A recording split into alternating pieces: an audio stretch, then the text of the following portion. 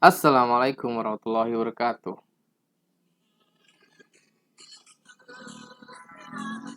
Apa kabar semuanya? Santri-santri Ubulu sekalian. Alhamdulillah, mudah-mudahan kita semua diberi kesehatan oleh Allah Subhanahu wa taala sehingga kita tetap bisa melaksanakan kegiatan belajar pembelajaran meskipun mulai daring dengan lancar dan mendapatkan ilmu serta pemahaman yang baik. Baik, pada hari ini Ustadz akan memulai pelajaran yang pada dasarnya adalah melanjutkan pelajaran PKN di bab dari semester sebelumnya, ya. Insya Allah pada pekan ini Ustadz akan memberikan materi, ya,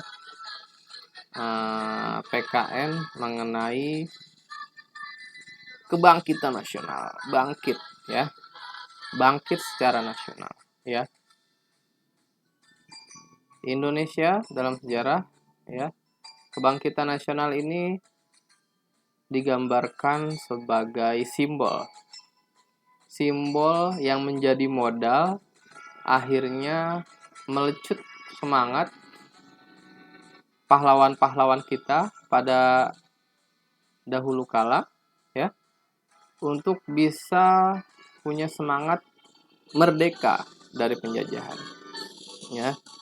Jadi pada saat dahulu kondisi Indonesia, ya, yang terbelakang, terjajah dan lain sebagainya, ya, materi kebangkitan nasional ini adalah sebagai modal utama, semangat utama akhirnya, ya, orang-orang di Indonesia, utamanya tokoh-tokoh pahlawan di Indonesia akhirnya bangkit, ya, bersatu secara nasional, ya, tidak lagi secara kedaerahan, ya, tidak lagi Makassar berjuang sendiri, Sumatera berjuang sendiri, ya, Jawa dengan Bantennya dahulu, Jawa Tengah berjuang sendiri, tapi bangkit akhirnya secara nasional melawan penjajah dan akhirnya bisa, ya, punya semangat, akhirnya berkumpul bersatu untuk bisa menjadikan, ya, Indonesia merdeka.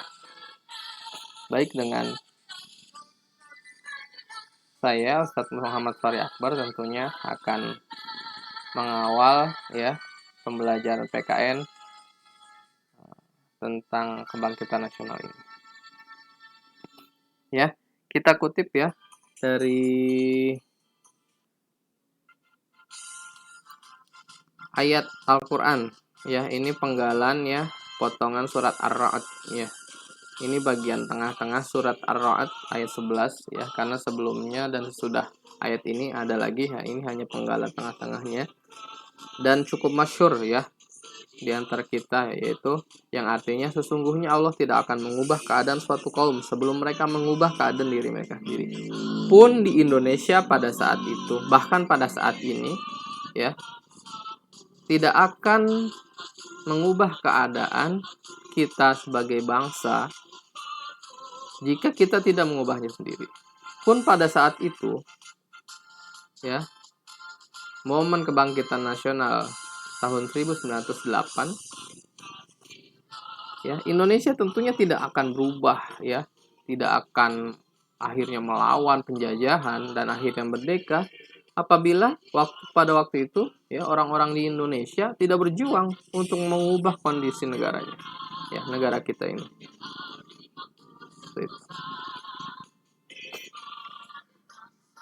Ustadz akan menjelaskan awal mula akhirnya kondisi sebelum akhirnya terjadi yang namanya kebangkitan nasional, ya. Latar belakangnya adalah dahulu, ya, negara-negara itu kan berperang, ya, termasuk sebagian besar adalah negara-negara di Eropa. Negara-negara di Eropa berperang, ada yang kalah dan ada yang menang, ya. Tapi baik kalah maupun menang, kebanyakan dari mereka akhirnya hancur ya, termasuk dari sisi ekonominya. Mereka berperang, akhirnya perekonomian mereka hancur, bahkan infrastruktur hancur ya.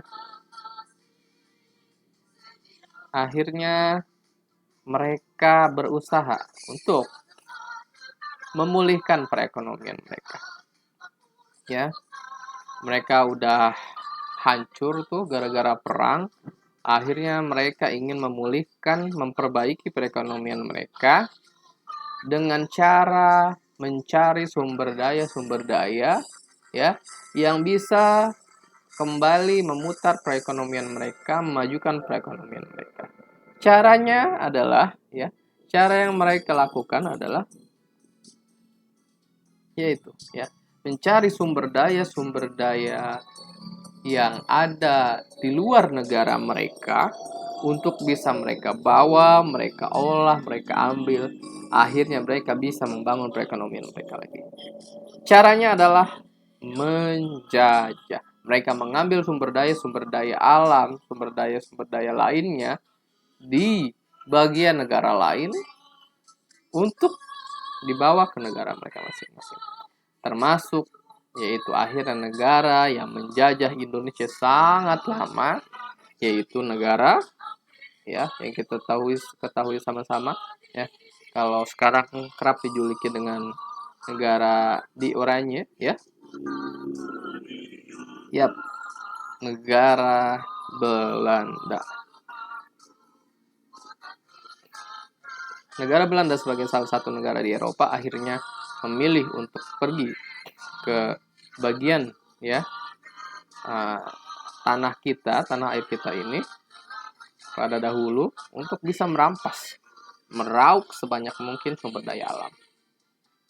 Dan cara yang mereka lakukan adalah menjajah Indonesia yang dahulu adalah masih kerajaan-kerajaan kebanyakan. Nah, Belanda ini menjajah kita lewat apa ya? Dengan cara seperti apa ya? Belanda menjajah Indonesia ternyata melalui perdagangan ya. Jadi anak-anak ya, mereka berusaha masuknya itu sebenarnya dari sebuah lembaga perdagangan ya. Kalau bahasa Indonesia ini adalah kongsi dagang atau disebut juga perusahaan Hindia Timur Belanda. Yang paling istilahnya itu dikenal dengan VOC ya. Ustaz juga kurang tahu bahasa Belandanya caranya gimana ya. Verenigde Oostindische Compagnie ya. Seperti itu. Dari VOC itu singkatan dari Verenigde Oostindische Compagnie ya. Yang artinya adalah kongsi dagang itu ya. Perusahaan dagang Hindia Belanda. Sebenarnya bukan berdagang, mereka menjajah Indonesia.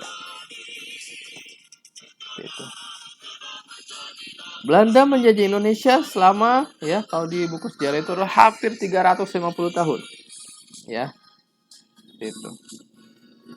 Jadi untuk mudah menghafalnya itu biasanya kalau Jepang hanya katanya 3,5 tahun ya. Sementara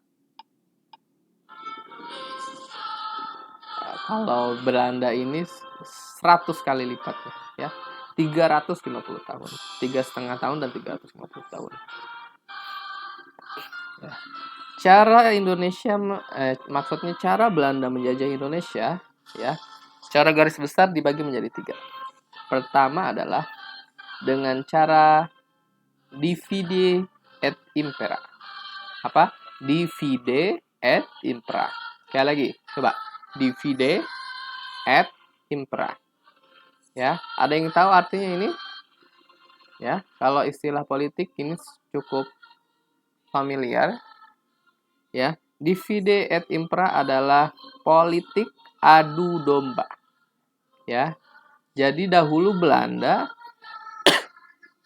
berusaha memecah belah ya. Politik pecah belah atau politik adu domba. Jadi maksudnya kerajaan-kerajaan di Indonesia pada waktu itu dipecah belah, diadu domba ya antara satu sama lain, sehingga Belanda seperti apa ya? Ya, menjajah Indonesia itu ya udah akhirnya udah dibuat aja musuhan tuh. Kerajaan yang di sini sama di sini, ya. Habis itu mereka akhirnya saling bunuh, saling bantai. Udah kita habis itu akhirnya bangun kerja sama-sama mereka, kita nikmatin ya apa? Sumber daya mereka. Kerja sama aja sama kita, ya.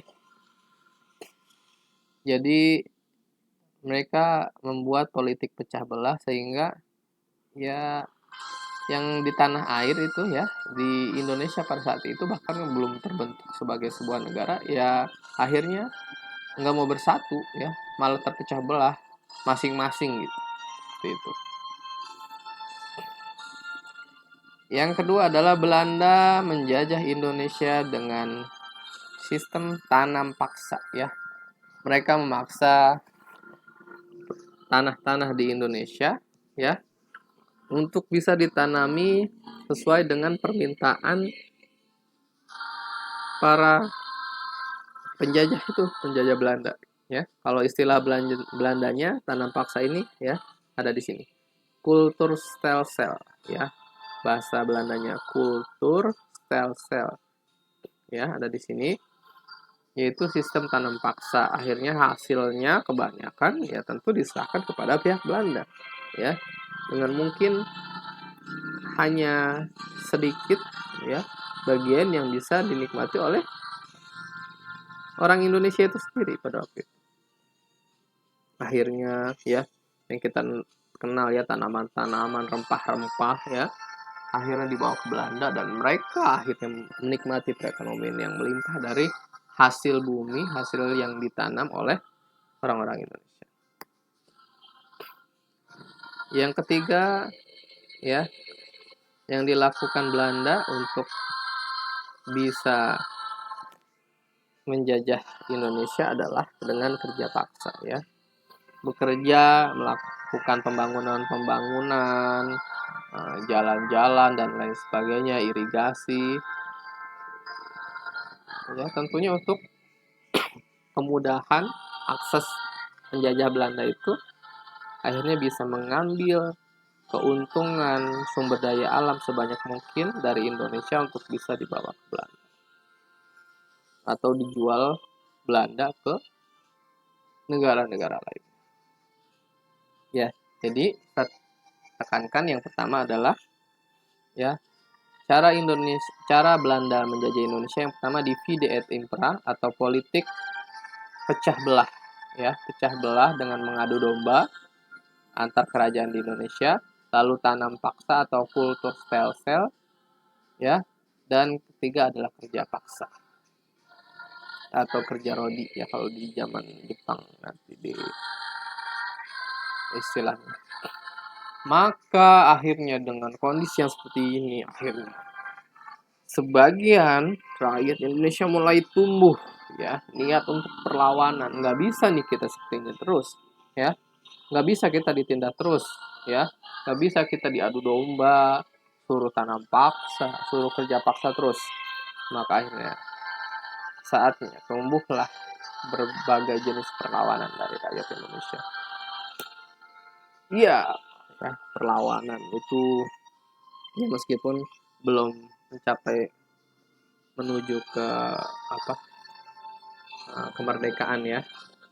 Tapi ini kebangkitan nasional ini, perlawanan dari kebangkitan nasional ini yang menjadi modal akhirnya nanti pada akhirnya kita pada tahun 1945 merdeka.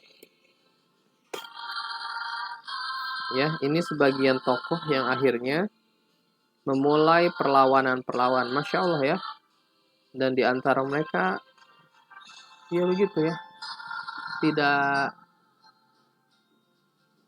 salah lagi ya bahwa sebagian besar yang akhirnya berjuang untuk memerdekakan Indonesia adalah justru tokoh-tokoh ulama ya.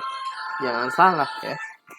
Justru ulama-ulama yang tokoh-tokoh ulama ya yang akhirnya memperjuangkan Indonesia. Ustadz buat singkat saja di sini hanya ada 4 tokoh. Yang pertama Imam Bonjol ya. Ada Imam Bonjol dari Sumatera Barat. Ya. Ada Sultan Hasanuddin ya. Sultan Hasanuddin tentunya terkenal ya di Sulawesi ini, namanya di Makassar ya, dikenal sebagai di apa namanya, dibuat menjadi nama bandara di Makassar ya, Internasional Makassar, Bandara Internasional Makassar Sultan Hasanuddin, dan juga menjadi nama universitas. Lalu Pangeran Diponegoro ya. Pangeran Diponegoro ini dari Jawa Tengah ya. Dia juga tokoh agama ya, pakai sorban gitu ya, gagah sekali. Lalu ada Sultan Ageng Tirtayasa ya, menjadi salah satu nama universitas juga di Banten sana, di Serang, Banten ya. Namanya Sultan Ageng Tirtayasa ya. Ini 4 pahlawan kita yang akhirnya berusaha ya menunjukkan Indonesia bisa melawan ya, perlawanan-perlawanan, tapi ya memang waktu itu baru bisa dimulai dari daerah masing-masing ya.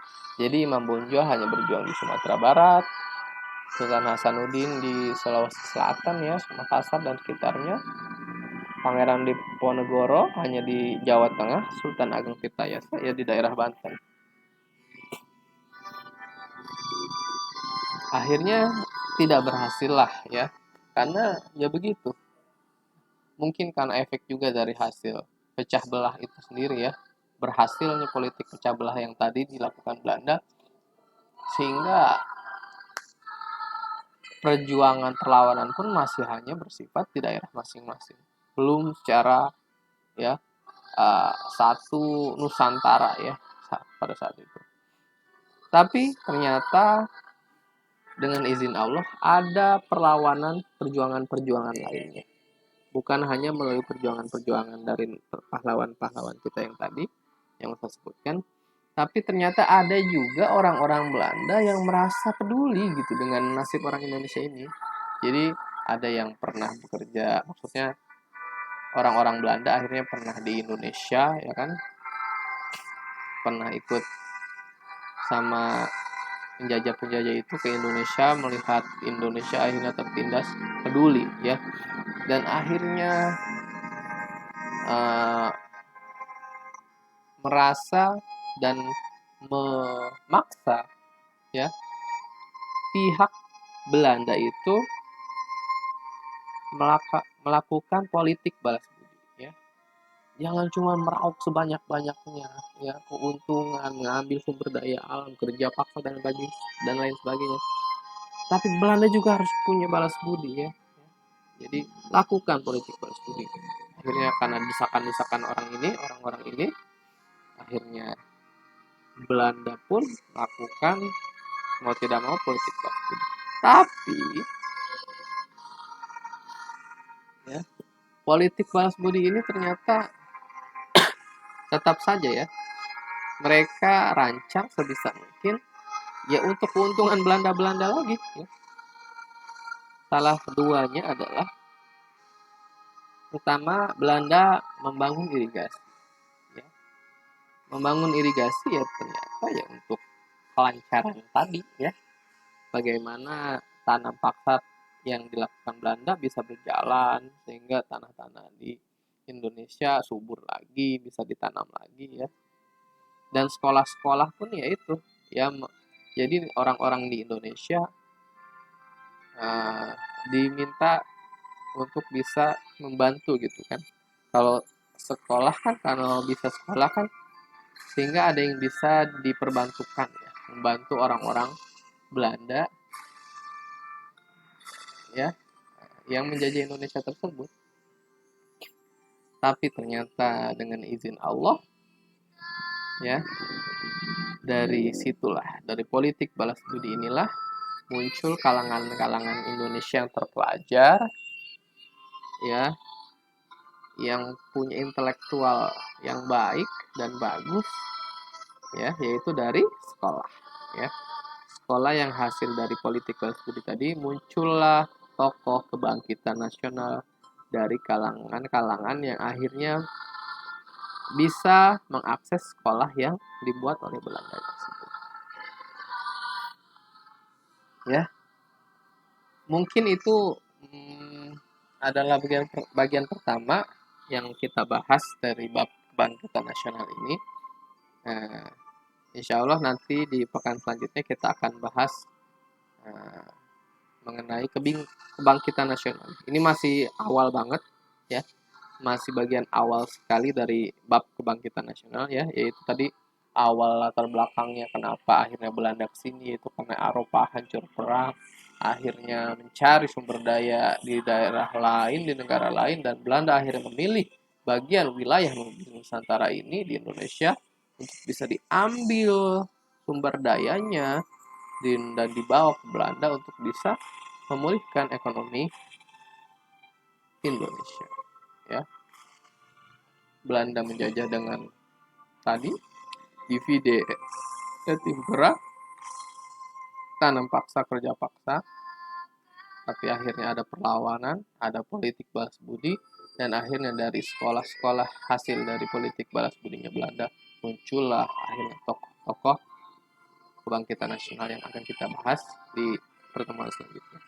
Rangkuman dari bab kebangkitan nasional bagian pertama ini adalah tadi yang pertama adalah innallaha la yughayyiru ma biqaumin hatta yughayyiru ma bi anfusihim. Ya. Jadi kita tidak akan bisa berubah, bangsa ini tidak akan berubah kalau bangsa kita ini ya tidak merubahnya ke arah yang lebih baik ya. Tidak hanya zaman dulu, zaman sekarang juga ya. Kalau zaman dulu mereka kalau bangsa Indonesia tidak melakukan perlawanan, berusaha untuk merdeka, tentu kita tidak akan pernah merdeka. Ya, itu adalah latar belakangnya. Latar belakangnya tadi adalah kondisi bangsa Indonesia sebelum tahun 1908 ya, dahulu masih kerajaan, pun di Eropa juga masih perang-perang. Lalu ekonomi Eropa hancur karena perang. Eropa akhirnya mencari sumber daya ekonomi baru. Caranya ya mengambil SDA dari daerah lain termasuk dari Indonesia. Dan Belanda memilih Indonesia untuk dijajah. Indonesia dijajah Belanda sangat lama tadi ya. 350 tahun. 350 tahun melalui VOC ya, kongsi dagangnya mereka. Melakukan divide et impera, kerja paksa, tanam paksa, akhirnya mulai tumbuh perjuangan perlawanan tetapi masih bersifat kedaerahan jadi tidak berhasil. Tokoh-tokoh perlawanannya tadi Imam Bonjol, Sultan Hasanuddin ya, Pangeran Diponegoro dan Sultan Agung Tirtayasa ya. Kalian bisa sebutkan lagi nanti dengan daerah-daerahnya. Nah, tapi ada juga politik balas budi, usulan para orang Belanda yang peduli dengan orang Indonesia. Ya, politik balas budi salah duanya adalah dalam bentuk pembuatan irigasi dan sekolah. Dan akhirnya dari sekolah inilah tokoh kebangkitan nasional, tokoh-tokoh kebangkitan nasional muncul. Ya, dari sekolah, dari kalangan-kalangan terdidik. Mungkin itu cukup bagian yang pertama mengenai kebangkitan nasional dari Ustadz. Semoga kalian bisa memahami ya. Itu Ustadz sudah buat alurnya ya. Kita seperti belajar sejarah lagi, tapi intinya adalah semoga kita mendapatkan bahwa perjuangan Indonesia untuk bisa merdeka itu tidak mudah ya. Harus ada dari kita sendiri perjuangan ya, langkah untuk bisa merubah ya yang dahulu mungkin terjajah, harus bisa melakukan perlawanan ya. Harus ada semangat itu. Pun sekarang ya, kita kondisinya terpuruk ya. Kalau dalam kondisi sekarang karena lagi pandemi Covid ini, ekonomi Indonesia bahkan dunia lagi terpuruk. Bagaimana kita bangkit lagi gitu ya? Harus punya semangat seperti pahlawan-pahlawan kita dulu, tokoh-tokoh terdahulu ya, pendahulu kita dahulu di Indonesia, bahwa kita harus bangkit meskipun pandemi, tetap jaga kesehatan, tetap protokol kesehatan, tapi nggak boleh menyerah ya untuk perekonomian dan lain sebagainya ya. Apa yang bisa dilakukan kita ya, antum sebagai pelajar belajar dengan baik, bantu orang tua di rumah, jangan malah main-main, serius belajar tetap di rumah ya. Alhamdulillah mungkin itu dari Ustadz, mudah-mudahan kita bisa bertemu di ya pertemuan PKN masih di bab kebangkitan nasional di bagian selanjutnya. Semoga Allah berikan kita umur yang panjang sehingga bisa melakukan pembelajaran lagi, dan mudah-mudahan ilmunya bermanfaat ya tadi tentang sejarah dan nilai-nilai kebangkitan nasional yang saya bahas barusan. Terima kasih. Assalamualaikum warahmatullahi wabarakatuh.